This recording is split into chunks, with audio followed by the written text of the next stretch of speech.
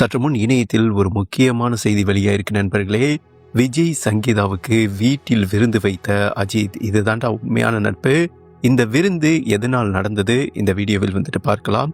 எப்படி அதாவது அரசியலுக்கு வந்தால் நம்மளோட கெரியரே வந்துட்டு காலியாயிரும்னு விஜய் அவர்களுக்கு நன்கு தெரியும். அதெல்லாம் வந்துட்டு கடந்து தாங்க தீர்மானமாக நம்ம வந்துட்டு அரசியலில் ஜெயிக்கணும். எப்படி சினிமாவில் ஜெயிச்சோமோ அந்த மாதிரி ஜெயிக்கணும் உள்ளே வந்தார். அவருக்கு இன்னும் வர மிகப்பெரிய நெருக்கடி. ஓகேவா, சங்கீதா அவர்களுமே விவாகரத்து கேட்டு நோட்டீஸ் அனுப்பியிருந்தாங்க என்பது குறிப்பிடத்தக்கதுங்க. ஆனால் அது உண்மை இல்லைம்மா அப்படின்னு புரிய வச்சிருக்காரு அஜித் சார் அவர்கள்.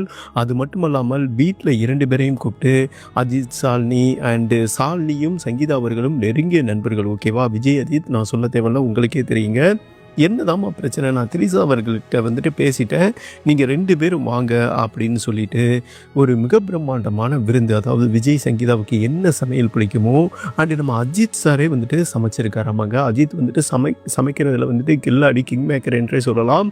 அண்டு சாலினி சமைக்க மாட்டாங்களாமா. விருந்தினர் வந்தால் அஜித் அவர்கள் தான் சமைப்பாராமா. ஓகேவா, அண்டு 2 பேருக்கும் மனசார விருந்து வச்சுட்டு வயிறு நிறைஞ்சாதாங்க புத்தி வேலை செய்யும். அதாவது அந்த பரிமாறுறவங்க சொல்கிற கேட்பாங்க. ஓகே, அண்டு திரிசா அவர்கள்கிட்ட வந்துட்டு அஜித் பேசியிருக்காரு. என்னம்மா இது உண்மையா அப்படின்னு கேட்டிருக்காரு.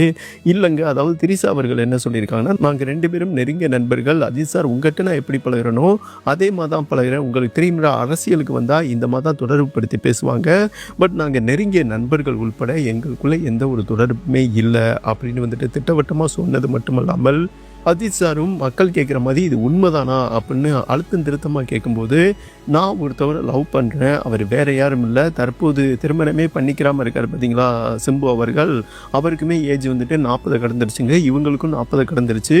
அவரும் நானும் தான் லவ் பண்ணுறோம், மிக விரைவாக திருமணம் பண்ணிக்கிற போகிறோம் அப்படின்னு திரிசா அவர்கள் சொல்லியிருக்கிறதாக இணையத்தில் செய்தி வெளியாகி உள்ளதுங்க. அஜித் கிட்ட வந்துட்டு பேசியிருக்காங்க. ஓகேவா, உடனே அஜித் சார் வந்துட்டு ரொம்ப மகிழ்ச்சியாக இருக்காரு. இதை ஏன் நீங்கள் வெளியே சொல்லாமல், உங்களுக்கு கெட்ட பேரு, விஜய் அவர்களுக்கும் கெட்ட பேரு, சங்கீதா அவர்களுக்கும் கெட்ட பேரு, ஒரு நல்ல நிலையில் இருக்கார் இல்லையா அரசியல் பொசிஷனில், நம்ம நண்பர்களாக இருந்துக்கிட்டு இப்படி பண்ணலாமா அப்படின்னு சொல்லும்போது, விஜய் அவர்கள் தான் நமக்கு யாருன்னு தெரியும், என்னோட ஃபேன்ஸ் வந்துட்டு என்னை புரிஞ்சுக்கிடுவாங்க, உலகத்துக்கு வந்துட்டு இதை புரிய வைக்க தேவையில்ல, நாளைக்கு இன்னொரு நடிகையோடையும் எனக்கு தொடர்பு இருக்குன்னா அழுத்தம் கொடுப்பாங்க, எல்லாத்துக்கும் வந்துட்டு நான் ப்ரூஃப் பண்ணிக்கிட்டு இருந்தேன்னா என்னோட அரசியல் வேலையை பார்க்க வேணாமா. ஏன்னா சட்டமன்ற தேர்தல் தேதியை வந்துட்டு அறிவிச்சிட்டாங்க. இனிமேல் விஜய் வந்துட்டு முழு நேரம் பயணம் செய்யணுங்க. ஓகே, நான் ஆரம்பத்தில் சொன்னேன் இல்லையா, இந்த செய்தி அறிந்து தான் சங்கீதா அவர்களை கூப்பிட்டு இந்த திரிசா கூட பேசியதை வந்துட்டு அவர் கன்வே பண்ணியிருக்காரு. அப்போ சங்கீதா அவர்கள் ஒன்று தான் சொல்லியிருக்காரு, அஜித்தை வந்துட்டு அண்ணன் தான் கூப்பிடுவார். அண்ணா நான் அப்படி இல்லைன்னா, அதாவது என் கணவரை பற்றி எனக்கு தெரியும், 27 வருடம் நாங்கள் வாழ்ந்திருக்கோம், அண்ட் அவர்லாம் வேறு பொண்ணோட தொடர்பில் இருக்க மாட்டார், அது எனக்கு தெரியும். இப்போ டிவர்ஸ் கேட்டோம்னா உங்களுக்கே தெரியுங்க, வக்கீல் தான் அப்படி வந்துட்டு தவறாக போர்ட்ரேட் பண்ணுவாங்க, அப்போ தான் விவாகரத்து வந்துட்டு உடனே கிடைக்கும்னு. ஆனால் விவாகரத்து கேட்டது உண்மைதானம்மா, அதை தான் அஜித் அவர்கள்கிட்ட வந்துட்டு இவங்க கன்வே பண்ணியிருந்தாங்க. ஆல்ரெடி நம்ம அந்த வீடியோ போட்டிருந்தோம். இவர் வந்துட்டு சினிமா விட்டு போனது எங்களுக்கு பிடிக்கல, அரசியலில் பார்த்தீங்கன்னா ஏகப்பட்ட ப்ராப்பர்ட்டியே விற்றுக்கிட்டு இருக்காருங்க, மண்டபத்தை விற்றுருக்காரு, அண்ட் சென்னையில் 2-3 வீடை விற்றுருக்காரு. அதற்கு மிகப்பெரிய காரணம் என்னென்னா, கரூர் சம்பவத்தில் இன்ன வரை கோர்ட்டு வாய்தா கோர்ட்டு வக்கீலுக்கு வந்துட்டு அள்ளி கொடுத்துக்கிட்டு இருக்காரு. அட் சேம் டைம் பார்த்தீங்கன்னா 350 கோடி இழந்திருக்காரு.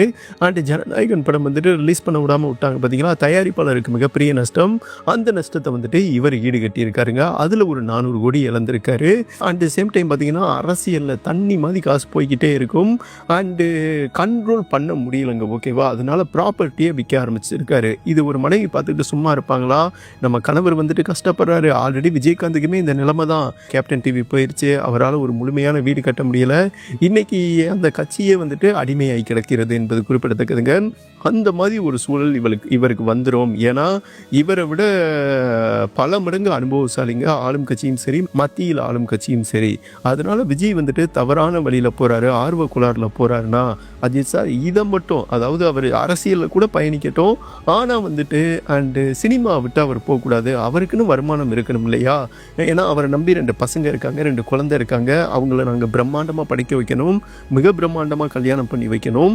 இதை தான் வந்துட்டு ரெக்வஸ்ட் பண்ணியிருக்காரு, நீங்கள் சினிமாவில் வந்துட்டு நடிக்கணும். சங்கீதா அவர்கள் விஜய் கிட்ட பேசியிருக்காங்களாமா. ஆனால் விஜய் வந்துட்டு இதில் உடன்படலைங்க, நான் அரசியலில் தான் ஃபோக்கஸ் பண்ணுவேன், அப்படி விருப்பம் இல்லைன்னா நீ போய்கிட்டே இருக்கலாம். இந்த மாதிரி விஜய் பேசினதான் சங்கீதா அவர்கள் சரி விவாகரத்து வாங்கிட்டு ஜீவானம்சமும் வாங்கிட்டு நம்ம குழந்தைகளை வந்துட்டு நம்ம பார்த்துக்கலாம், இந்த மாதிரி ஒரு முடிவில் இருந்திருக்காங்க. இது வந்துட்டு தவறு இல்லையா? அதாவது இந்த இடத்துல தான் யானைக்கும் அடி சறுக்கும். விஜய் அவர்கள் தவறு பண்ணுறாரு. நம்ம தமிழ் கல்ச்சர் எப்படின்னா, குடும்பத்தை நம்ம கரெக்டாக வச்சுக்கிட்டாதாங்க தமிழக மக்கள் வந்துட்டு நம்மளை தலைவனாக்குவாங்க. ஓகேவா? குடும்பத்தையே நடுத்தருவில் விட்டுட்டு நான் தலைவனாக போகிறேன்னு சொன்னால் டெஃபினட்டாக தலைவனாக முடியாது. இதுதான் வந்துட்டு அட்வைஸ் விஜய் அவர்களுக்கு சொல்லியிருக்காரு. அதாவது விருந்தோம்பல் பண்ணிட்டு அண்டு அன்பால் வந்துட்டு புரிய வச்சுருக்காருங்க. விஜயும் அக்செப்ட் பண்ணியிருக்காரு. சேம் டைம் பார்த்தீங்கன்னா அண்டு சங்கீதா அவர்களுக்கு புரிய வச்சுருக்காங்க. இந்த மாதிரி தெரிசா வந்துட்டு விஜயோட தொடர்பில் கிடையாது, இன்னொரு நபரை வந்துட்டு காதலிச்சுக்கிட்டு இருக்காங்க. ஹீரோவை மிக விரைவாக திருமணம் பண்ண போகிறாங்க. அதற்கு நான் சாட்சிமா அப்படின்னு அஜித் அவர்கள் சங்கீதா கிட்டையும் அட்வைஸ் கொடுக்க சங்கீதா அவர்கள் மனப்பூர்வமாக ஏற்றுக்கிட்டாங்க. மேலும் பார்த்தீங்கன்னா என் நண்பன் வந்துட்டு ஜெயிக்கணும், அரசியலுக்கு வர்றதெல்லாம் பெரிய விஷயம், இதுக்கெல்லாம் தில்லு வேணுமா, என் நண்பன் ஜெயிக்கணும், விஜய் நண்பா நீ வந்துட்டு புரிஞ்சுக்க, நீ ஜெயிக்கன்னா நீங்கள் 2 பேரும் ஒன்றா இருக்கணும், அதுதான் மக்கள் விருப்பப்படுறாங்க. மக்கள் விருப்பத்தை நீங்கள் ஓகே பண்ணிங்கன்னா, அவங்க விருப்பப்படி நடந்தீங்கன்னா டெஃபினட்டாக வந்துட்டு நீங்கள் நினைக்கிற இலக்கை அரசியல் அடைய முடியும் அப்படின்னு நண்பா, நான் உனக்காண்டி இதை நான் பண்ணுறேன். அண்டு என்னோட நண்பன் வந்துட்டு அடுத்த கட்டத்துக்கு அரசியல்லையும் ஜெயிக்கணும் அப்படின்னு பாருங்கள். இந்த குணம்லாம் யாருக்குங்க வரும்? அதற்கு நீங்கள் 2 பேரும் சேரணும், ஒன்றா இருக்கணும். குடும்பத்தை உதறி தள்ளிட்டு எவனுமே வாழ்க்கையில் உருப்பிட்டதா சரித்திரமே கிடையாது. குடும்பம் தான் நண்பா முக்கியம். குடும்பத்தை நேசி, மக்கள் உன்னை டெஃபினட்டாக இந்த சட்டமன்ற தேர்தலில் நேசிப்பாங்க.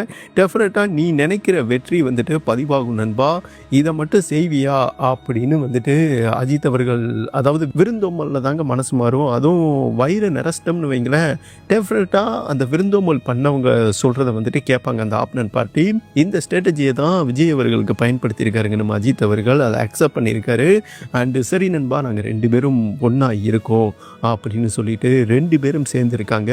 அஜித் அவர்கள் சொல்லியிருக்காங்க, இப்படி நீங்கள் சீக்கிரட்டாக வந்துட்டு ஒன்று சேர்ந்தேன் அப்படின்னு இது எங்களுக்கு தெரியும், ஆனால் இந்த நேரத்தில் தேர்தல் நெருங்கிருச்சு, நீங்கள் அரசியலில் ஜெயிக்கணும் நண்பா, நீ ஜெயிக்கணும் நண்பா, அதுதான் ஒரு நண்பனுக்கு ஒரு மிகப்பெரிய வெற்றி.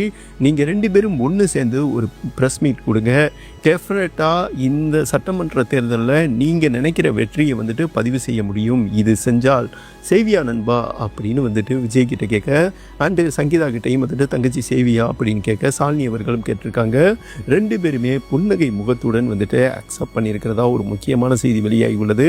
மேலும் பார்த்தீங்கன்னா திரிசா அவர்கள் அஜித் சாருக்கு நன்றி சொல்லியிருக்காங்க. அண்டு நான் இதை தான் சொன்னேன், விஜய் அவர்கள் வந்துட்டு கேட்கல, ஆனால் நீங்கள் நண்பர் நீங்கள் சொல்கிறத வந்துட்டு விஜய் கேட்டது சந்தோஷம், இது அவருக்கும் நல்லது, சங்கீதாவுக்கும் நல்லது, எனக்கும் நல்லது அப்படின்னு மிகப்பெரிய நன்றியை வந்துட்டு தெரிவிச்சிருக்காங்க அஜித் அவர்களுக்கு என்பது குறிப்பிடத்தக்கது. இதுதாங்க நட்பு, இதுதான் உண்மையான நட்புன்னு சொல்லுவாங்க. அஜித்தே கடவுளேன்னு சொல்கிறாங்க இல்லையா, உண்மையிலேயே ஒரு கடவுளுக்கு நிகரான செயலை தான் அஜித் அவர்கள் பண்ணியிருக்காரு என்பது குறிப்பிடத்தக்கது.